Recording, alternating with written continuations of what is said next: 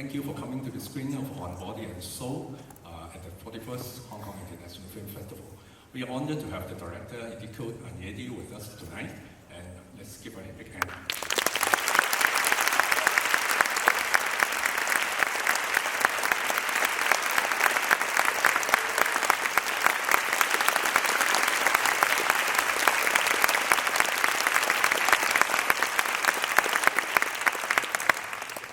First of all, we have a little surprise with us tonight, so please. I'm very happy to present one of the producers of our film here with us, Mr. Hazi.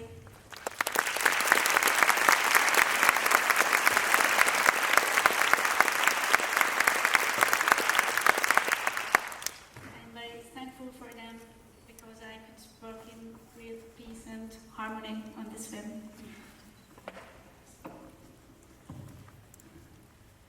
So let's start. Yeah, we need to do this. First of all, let's start with a few questions first, and then we open the questions to the floor. I'm sure you have answered this question many times before, but still, it's the first time in Hong Kong. So, for example, I think one of the most remarkable things in the film, that the audience will remember is the dream sequence, for example. How does the idea of the two characters appearing as deers in dreams, and they dream the same dream? How did this come about? When we all wake up, we try to fit in. We try to fulfill certain roles, but in your dreams you are free. Even if you decide not to be free, you are free. And these two people, these two very closed and introverted people, I wish them somehow to have this experience of freedom. So I don't know how this idea that they share the same dream came to my mind, because I badly wished for them to push them out from their very narrow comfort zone.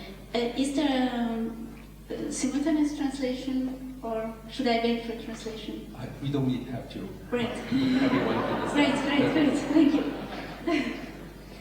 So this was simply a tool to push them out and then watch them what they do with this weird situation, and why it's a wood and why the deers, because of the slaughterhouse, because of the cattle.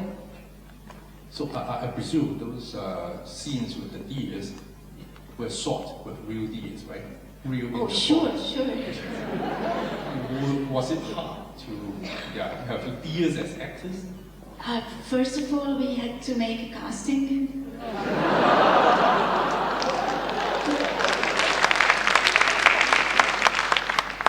And in fact, really what I was looking for, it's their character, but you can really judge by their body language, by how they react, how they present themselves, the charisma.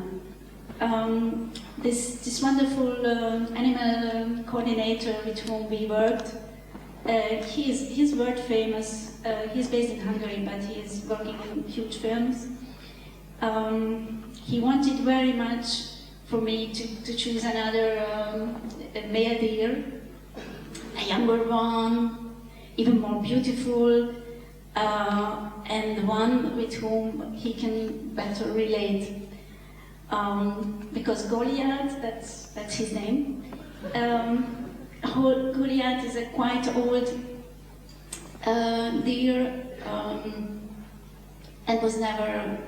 He's an amateur. He never worked in film. But really, his personality was so attractive.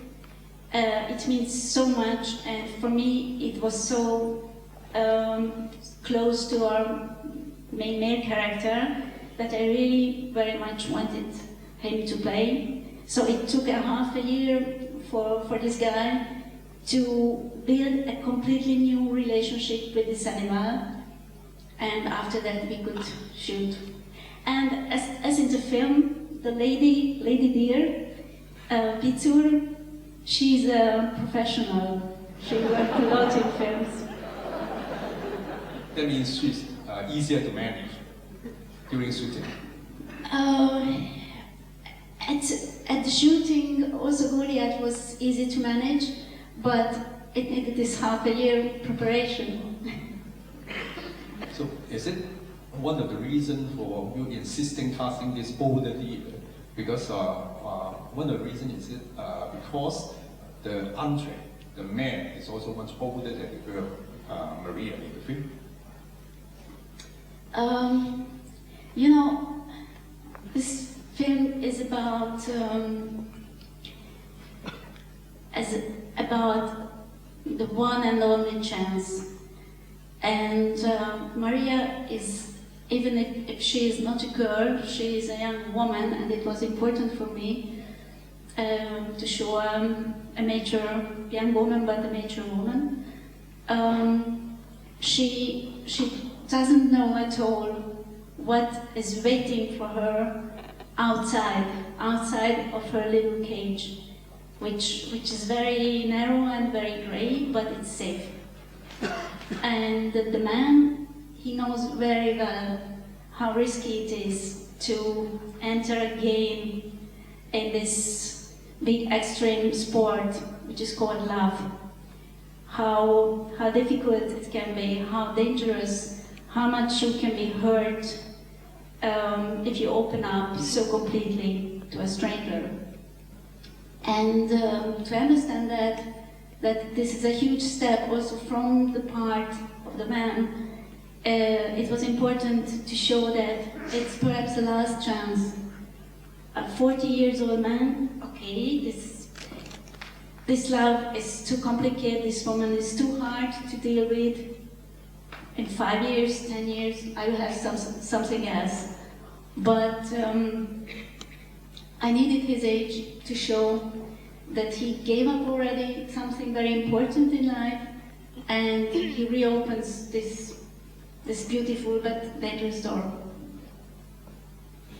The character, Andre, has his left hand quite crippled, and on the other hand, the woman, the young woman, Maria, also has a big problem in communicating with others.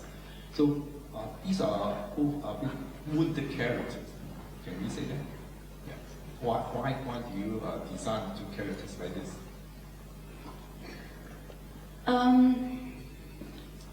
I don't know how it is here, but at least in Eastern Europe from the 90s, society was divided to winners and losers. And it's the most boring divide I can imagine. And I think many of us creative people, we work from our weaknesses, from our wounds. I thought it's important to show that it can be a driving force and the strength. And even if these people are very special people, I think what they live through, I think all of us can relate to that. If not other times than in our teenage years, at least we live through that sort of thrill and fear, that sort of very weird mixture of the two, when we made a step towards the other sex. Why do you choose the location, the setting for this slaughterhouse, for example, to place these two characters? You know, I was looking for a normal workplace, but which can work as a model also, without being metaphoric at all. And it was on purpose that when I told to the location scout what sort of slaughterhouse he has to look for, I told it shouldn't be some shabby, run-down, Eastern European, dark, bloody slaughterhouse. It should be a very neat, modern, civilized, EU-conform slaughterhouse. Because I think there are many segments of our society where you want to resolve problems, you want to deal with practicality with problems instead of living through. I don't know how it's here in a European hospital, in a very good functioning, neat hospital. If you give birth to a child, I think the whole system, it simply doesn't take in consideration what the hell is happening there. That a new life started. And it's the same thing, at least in Europe, with the dying people. You have all the machines, all the medical help, but nobody cares about really paying attention that a person is saying goodbye to his or her life. This sort of practicality took place of the old rituals, and I think there is lots of cruelty in it, and none of us speak about it, and it hurts me. And we eat meat quite happily, but we don't want to see how it arrives to our table. And it was really touching to work with the workers of the slaughterhouse there, because they are really not intellectuals, but by some instinct they had such a deep solidarity and kindness towards the animals and respect towards the animals that it made me remember the tribal tradition where you went after the animal, you hunted the animal, you killed it, you ate it, and then you thanked for the food, for keeping you alive. So I think we close our eyes to too many things. That was the reason.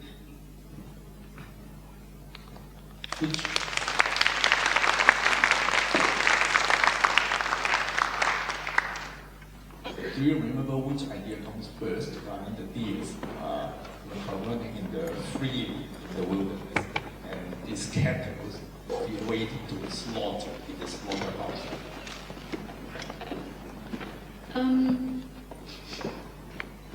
When the whole idea of the film came,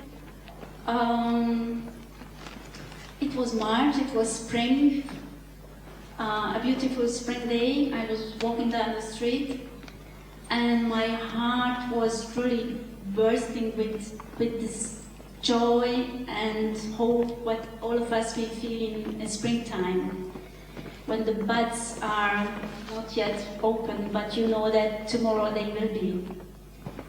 And there were other people walking by, and I saw their blank faces, and I knew that they see my blank face, and I suppose that they feel the same thing. We just can't express it. And I thought, oh my God, I really would like to make a film when on the surface there is nearly nothing.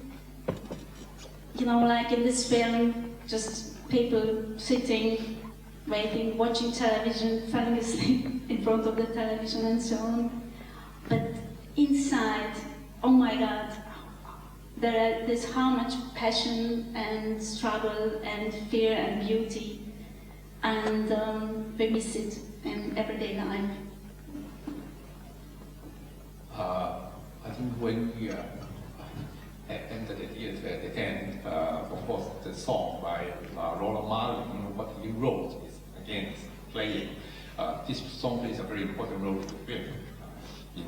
Heard it quite a few times. Why? How does this idea of using this song come to you?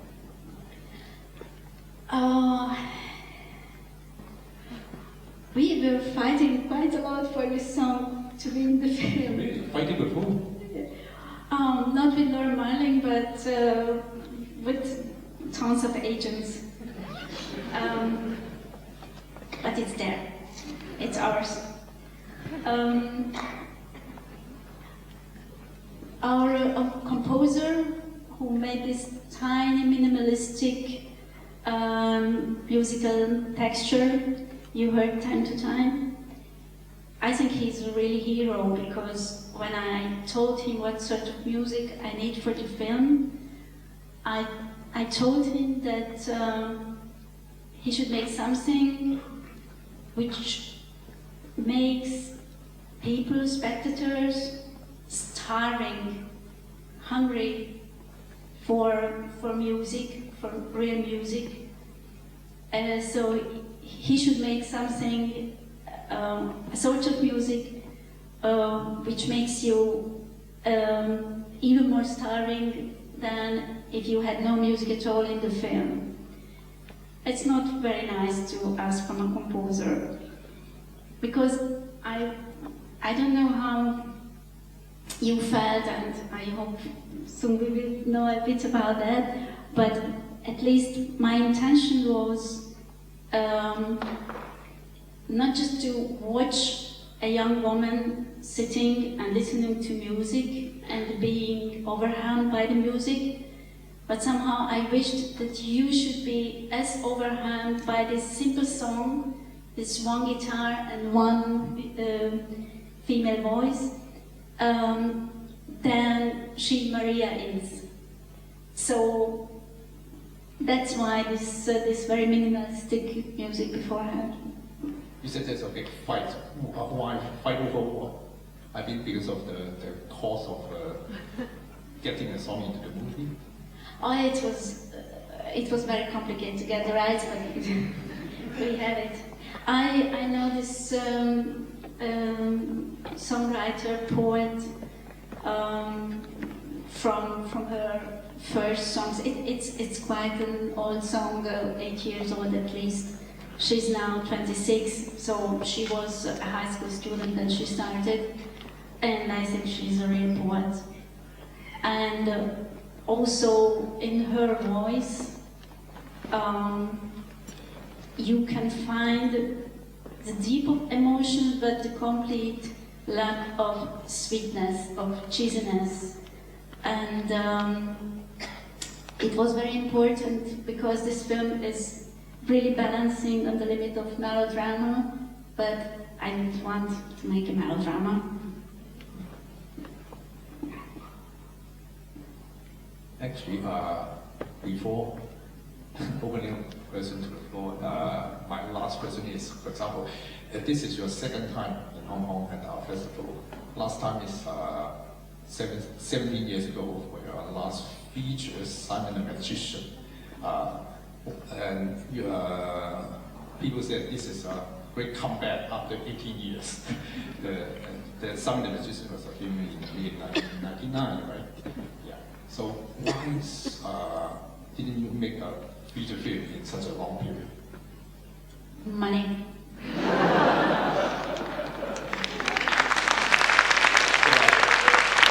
You have some new projects now waiting.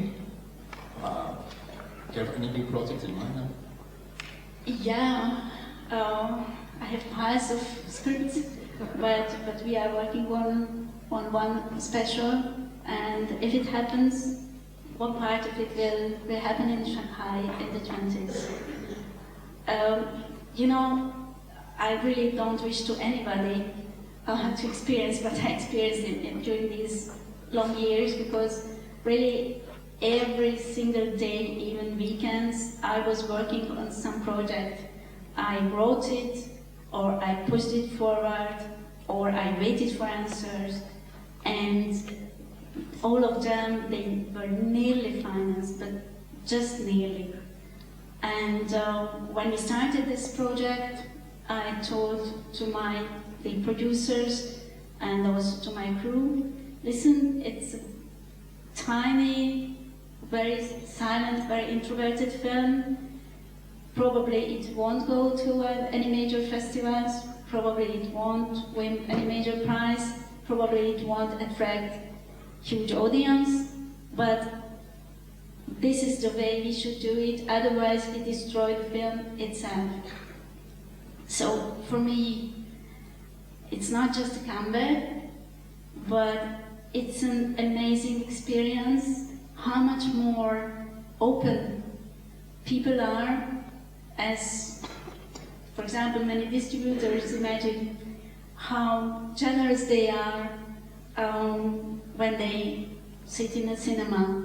So for me, it's first of all a human experience and really nice. But it turns out to be a big triumph with your big win in Berlin. Hopefully, your next film will be much quicker to make, right?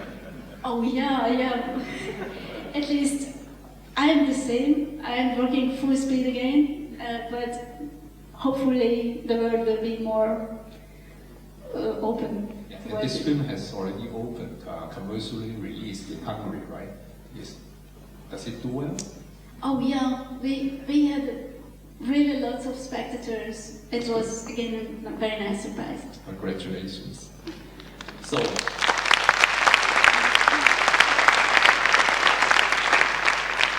now, any question from the audience? You can go to the, is it the mic on two sides? Yes. Just line up and just raise your hand. Over there and over there. Hi, thanks for the great movie and all your efforts to bring the movie to our life. I actually have 3 questions related to the movie. So firstly, from my observation, I think the male character was attracted by the female because of her exotic appearance in the first scenes. So I don't know if it's sad that still our animal instinct reacts more sensitive to the outer environment than our soul. So that's my first question. And my second question is that I think it's rather romantic. It's a rather romantic reflection of life that they have the same dreams. So the two souls can encounter and they can make this magic reaction with each other. But you know, it's just a very rare coincidence, and in life, I think it's very difficult for us to recognize other souls. So I just want to know your understanding on this, like how to, how to recognize other souls in life, in real life. And finally, just from this last detail in the movie, the girl cleaned up the red cross from the table. But I mean, in the soul level, they're a perfect match. But in the body level, they may have conflicts in real life. Like this guy may just want to live more freely and more casually, and the girl is very strict on like these details in life. What if they don't have much bodies in this like level? I think that should be like a disaster. Yeah, that's my question. Thank you. So I start with the last one. It's a nice observation, and thank you for pointing it, because several people, after seeing the first version of the film, they told, oh, it's so beautiful, the love scene, why don't you finish it there? But it's not by chance that also in the script, also here in the film, I really much wanted this breakfast. Because I'm sure you know that sort of films when there is a gorgeous actress they put big clumsy glasses on her, shabby clothes, and then at the end, she is a sexy lady, and I wanted to show that these people are not changed from one moment to the other, that there is no miracle. They are difficult people with a difficult life, and they have to deal with that. And it's a starting point, and it won't be easy. But from now on, they are not dealing with all their difficulties alone, but together. And in our relationships, I think we have to learn to really care for each other and not hunting just happiness, but really to sit together and try to live a full life, which is not always a happy life, but at least live your life fully together. So that was the reason. Also it was important for me to put at the end this empty wood. And I remember we spoke a lot with my DOP with what is the difference between just a wood and an empty wood where the animals are missing. What sort of composition shows that sort of feeling that they were there and they are not there anymore, because they try to build something else in the waking hours. And it's also very often in our life that you open a door and it closes another one.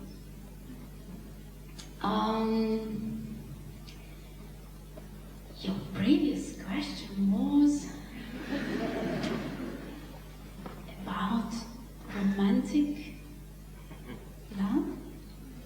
I'm sorry. Who can help me?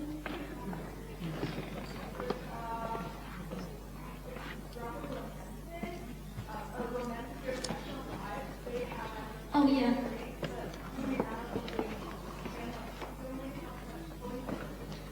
Oh yeah, yeah. This shared dream. You know, I could close them in a broke-down elevator as well. I just wanted them, I wished for them an opening in their life. And I knew that these two people, if they are left alone, they wouldn't ever make that step. So I wanted to push them out. And as this is film, and this was just a playful idea, let's see what happens if two people, by chance, figure out that during the nights, already a while ago, they share an intimacy. How would they react? How would react this person and that person? And to that reaction, how the other would react. So it was quite easy to write the script, because as soon as I put them in this situation, I just had to watch what they are doing and write it down. It's not by chance that there is not any esoteric solution in this film, if it's possible or not. If there is this child psychologist, the only person Maria trusts, so she goes back to somebody who normally deals with 6-8 years old children, so quite embarrassed what to do with a grown-up woman. Even he tells, oh my God, you can't be serious that you share the same dream with somebody. So it's just a situation which helps them to overcome their closeness. And you had the first question, what I also forgot.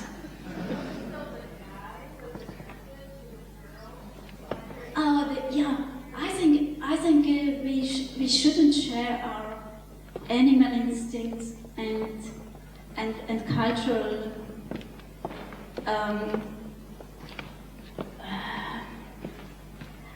all that what we achieve by culture, which is a huge achievement, and that's why we don't kill each other in this room. I think it just should work in harmony and not one against the other. And it is perhaps the most difficult thing to resolve in life. It happens so rarely, but at least in a film we tried it. But as you see, even in the film, they have so much difficulties to recreate in the waking hours that sort of harmony what they have in dreams, which represents rather the instinctive part of humanity. Next question from this side. Thank you for making this beautiful film. I was wondering whether the depiction of graphic violence is really necessary in this film. Thank you.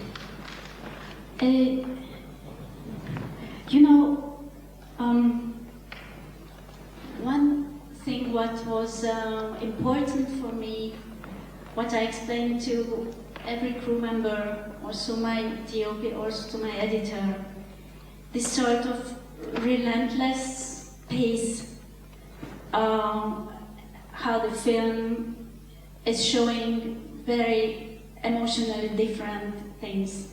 So let's take one working day at the slaughterhouse. They come in the morning, they have their little coffee, they chat, then they start to kill animals, then there's a lunch break, they chat again, smoke a cigarette, the animals meanwhile are waiting in a very patient way that the lunch break is finished, and then they continue to kill. This is the same pace at the end, at the suicide. She goes home, she cleans the kitchen, she goes to the balcony for the dried clothes, she closes the curtain, breaks the glass door, and she kills herself, or tries to kill herself. I think for me it was essential to show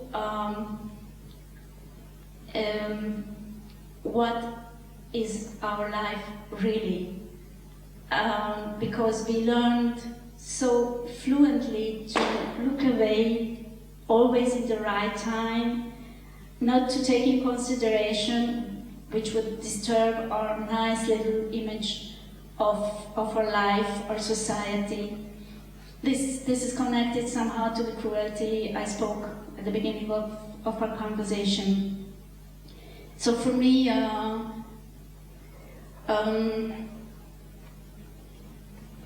it is important to show, but not, for example, I didn't put some dramatic music there, and it was very much conscious what I showed from the killing and what not.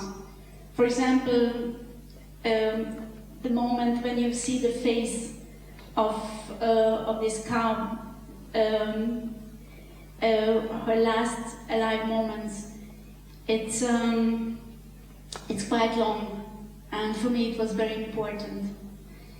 And from the slicing and from that part when an alive being becomes an object, I showed those elements to which we can relate, we humans can relate. We can feel the drama, and for example, there is one part when they slice the belly and it falls out, and it is just repulsing, disgusting. So I didn't show that because it objectifies even a human. If you see something else with a human body. So, for example, it was for me very, very important, and we spent a lot of time to have the right shot, to arrive in the film after the wood, after we saw these beautiful and gracious and free animals, and we saw their gracious feet, to show these dirty, tired feet of the cattle, because we are responsible for that state of these animals. And for example, we built a small place for the camera inside the wagon, inside the car, because for me it was really important to arrive in the film with them and to be one among them. If you remember well, at the beginning, we are following, we see the POV of a cow, we see the humans, we don't even see their face, their head, they are just objects there, and their chit-chat is also, it's like just some noise. So after that, this cow looks up, she looks at the rising sun, it's early morning. And after that, Maria at the railway station is also looking up to the sun, and then Rev as well. They are together. So these tiny things were, for me, really important. There are tons of that, but we would stay here until morning if I tell. Next question from this side. Thank you for your film. Thank you, and I have one serious question. Why the suicide scenes is more active than the final love scenes? It's more what? More active, more nudity. More nudity? More nudity. Oh.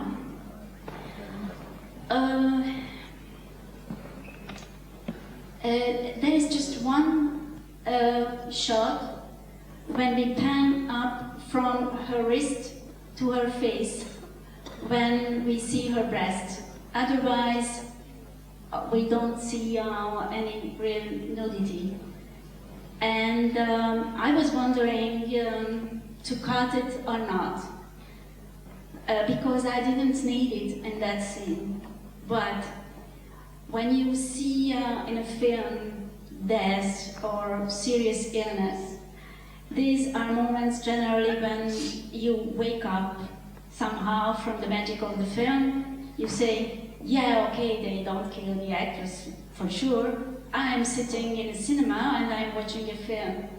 It pushes you out generally from the film. And if you see a cut, you immediately think, oh yeah, they made it with visual effects. Sure, we made it with visual effects. It wakes you up even more.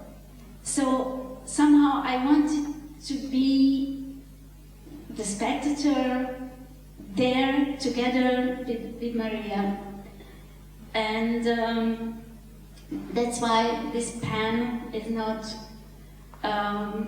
cut into, because immediately then it's a reaction. I think everybody is consuming so many moving pictures that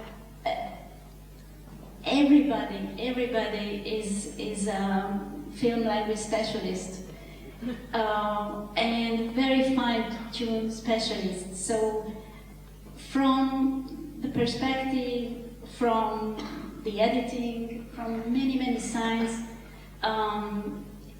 you can understand sometimes much better than the intention of the director what those scenes represent. So that was the reason. And the last scene, it's a huge jump into the void.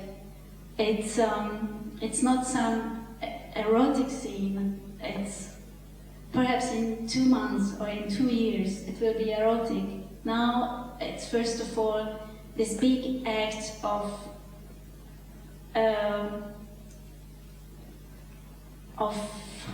daring to open up to the other person. That was my intention, at least. Next question from this side. Good evening. Actually, I was at a screening of Simon Margus 18 years ago, and I'm glad that you're doing well very much. And you doesn't age much too. You still look very young. Thank you. You're welcome. And before my question, I would like to recommend a piece for you to read, though maybe you're very busy. Actually, the film reminds me about a traditional Chinese opera play about 400 years ago. That was Mudanti, the Peony Pavilion. The male lead and the female lead also meet in dreams, and they fall in love, and they have a relationship in the dream. But when the female lead wakes up, she also pursues death, but not intentionally. She actually is heartbroken to death. But afterwards, she also revives to birth again and then marries the male lead. And I think it must be very interesting for you to read. Yes. Thank you so much. Just an hour ago, I heard about it. So we have the same view. And my question is, I remember vaguely about Simon Margus. It should be a tender love story, also between an older man and a younger girl. And also this film. Do you personally like the relationship between an older man and a young girl? Well, my husband is 1 year older than me. So it's rather a coincidence. Anyway, I have an experience.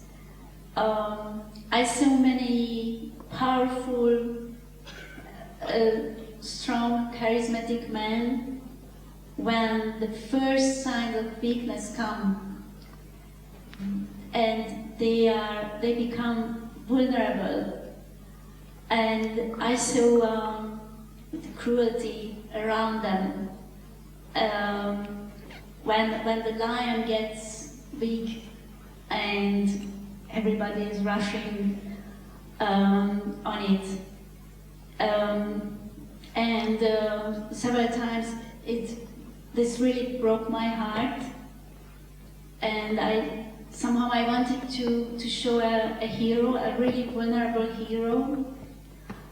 Somehow it made me remember, in Spain, in a corrida, when there is the bull alive and ready to fight, but the neck is already full of these picadas, and it's bleeding, and it's disoriented, and it's heartbreaking. And I saw humans, wonderful humans in that state, and I thought it's good to show such a hero, as a hero of a love story, because it's a romantic love story if you want, but these two people are so far from any romantic ideas that you can't imagine less romantic characters than them. A question from Tessa. I think what you said about winners and losers being boring and having to take so much time to make this film truly paid off, because that's how life is, right? It's a paradox. It's not always about the winning and the losing, it's about the small moments in between. So thank you for taking the 17 years to make this film. It truly resonated. I think the whole audience can agree with that. And on that note, in terms of feeling something, everyone comes to the movies to experience something different, and too often we don't actually feel anything. It seems like most of the films are so mindless. So when making your film, and you were obviously trying to touch people in a certain way, what message are you trying to give to us when it comes to feeling on an everyday basis, when we're always protecting ourselves, constantly trying to shield ourselves from these atrocities that surround us every day? How much should we bear on a daily basis in front of everyone else, and where do we draw that line? How do we find that?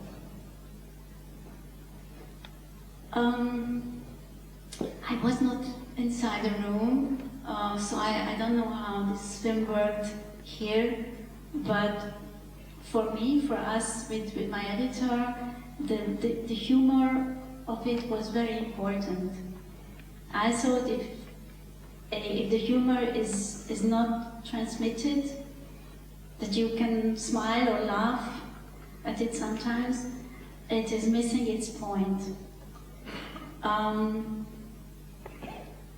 Because I think that's a sort of key to accept life as it is, the absurdity of it, the fragmentary nature of it, and the difficulty of it, and just to be thankful for it anyways.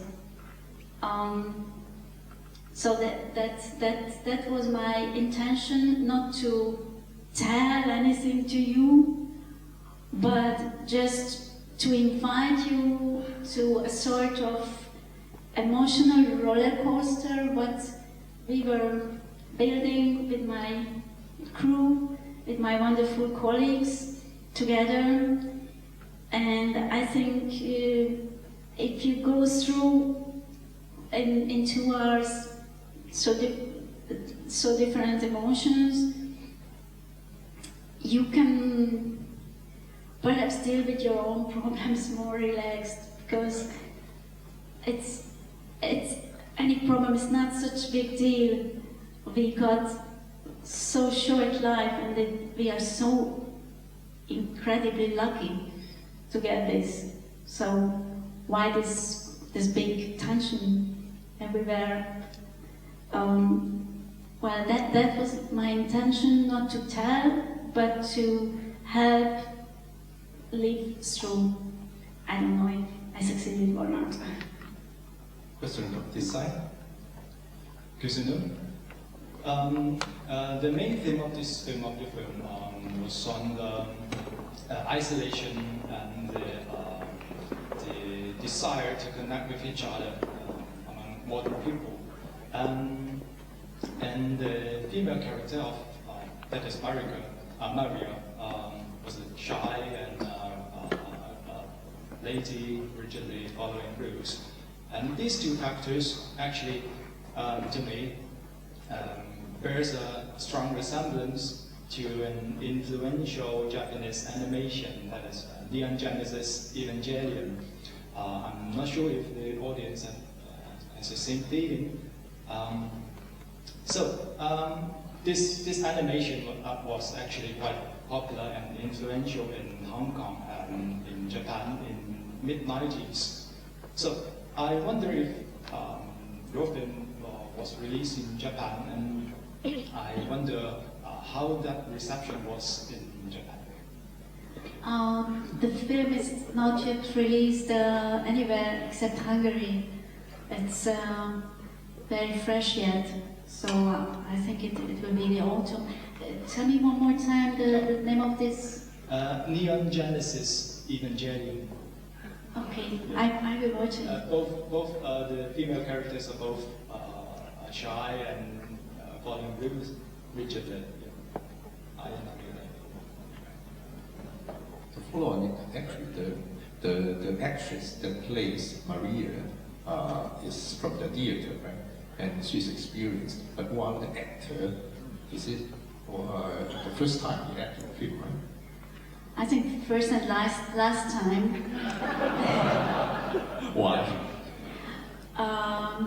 He was for 20 years the director of the biggest literary publishing house in Hungary. He had nothing to do with acting, and after this film he was very happy to make it, and it was a big adventure for him. but he is not wishing to continue this at all. It's not the first time that I work with amateurs, and also to mix amateurs and professionals, which is always more tricky for the professional one, by the way. I knew that for this role, for the role of Andrea, I need a charismatic person that you can feel what is behind him with your own imagination. For that you need a character, also physically, but also emanating a certain authority, and positive authority, a certain grace. And because of the nature of the role, I knew that this is the priority, this sort of charisma, and the acting skill comes after. For the role of Maria, it was no question to look for a professional, because such an introverted person like Maria wouldn't be able to play anything in any film. And it is a very, very important acting role to be in the most important scenes of your role, to be alone, without a partner, without somebody who is resonating. It was extremely difficult. I know this girl, she's 29, nearly 30. I know her from the theater school, and I saw that she has a big potential after she started to work in the best theater in Budapest, in Hungary, and she's playing there important roles, but in real life she is a really extroverted, hot chick. Her first boyfriend doesn't recognize her in the film. So for me it was an extreme experience to see an actor really to create from herself a new personality. Her physical aspect changed completely. She worked for weeks to make disappear from her eyes all those experiences, female experiences she had. That was the biggest work she had to do, and it was amazing to work with her. This sort of focus, but not logical focus, but somehow it came from the guts. And as soon as she created this Maria from herself, somehow, we had a long preparation with her. Afterwards, on set, she just couldn't fail. I very rarely had to tell anything to her, and 9 times from 10, when I went from behind the camera and told, yeah, it was good, but you know, and she finished the sentence, she knew exactly what was missing or what went awry. I hope she has no problem in getting back to her old self after the shooting. You know, it's always a great feeling to give a chance to an actor or actress to show something what nobody would ever give her as a role, because it shows really how large her talent is. Okay, now we have time for 2 last questions. So, question on this side. Hello, thanks for the very great movie and your arrival, of course. I just want to say that your movies, the shots look so beautiful, and they have their aesthetics. And there's one thing that I really want to ask you about is that the last shot, why do you choose the forest as the ending scene, and you use it as your ending scene and then roll to credits. I mean, what is the filming process about this shot? First, I explained the last shot. I wanted to show that these deers are not anymore there. I wanted it to hurt a bit. And there was, I think in Warsaw, one spectator who just told me, is it by chance or it is intentional that there's this tiny pond and there is a drop of water, 2 drops actually, and this with the sun coming in, it's not by chance. The spring is coming in this frozen forest. So the deers are not anymore there, but it's melting. Sunshine is coming and spring is coming. And generally, end titles are black and letters are white. And we made the inverse here. And for me, the end title is also part of the film because it's like a coitus interruptus. You start to listen to this wonderful Laura Marling song, and it's too strong for her, so she stops it. And the second time, she wants to listen to it till the end, but the player breaks down. Then finally, at the end of the film at least, you can listen to the whole song, to the whole text, to really finish it. And one more time, I forgot one. Oh yeah, the DOP, Mate Herbai, my wonderful colleague. I try to make it short, but I could speak about him quite long as well.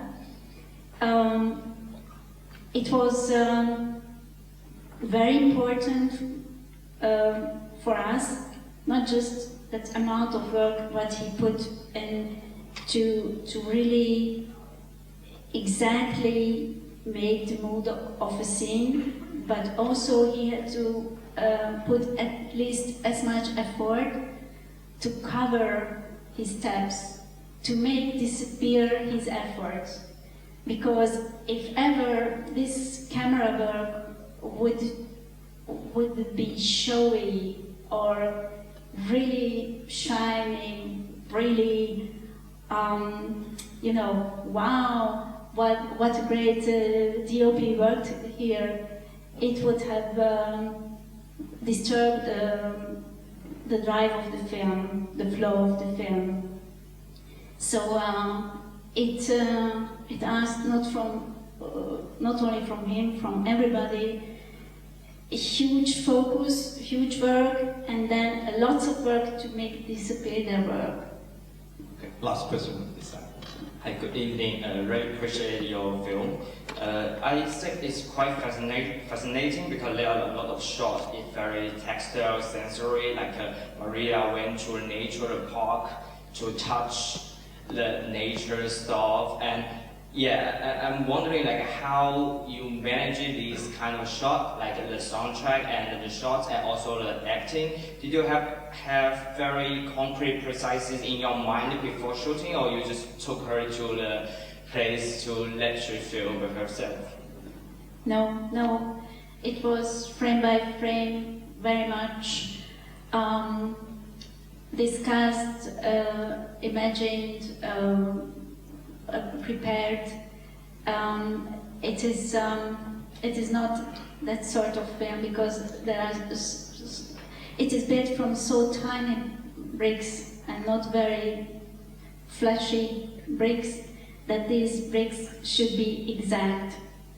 So I was drawing with my DOP on the location, a storyboard, then we reworked it, and generally during the night before the shooting day. I reworked it one more time because each shooting day brought some new energy, new experience, and that was what we started in the morning.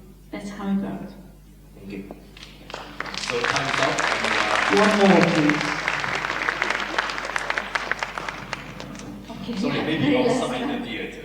Okay, thank you, Ms. Enyedi. Thank you all.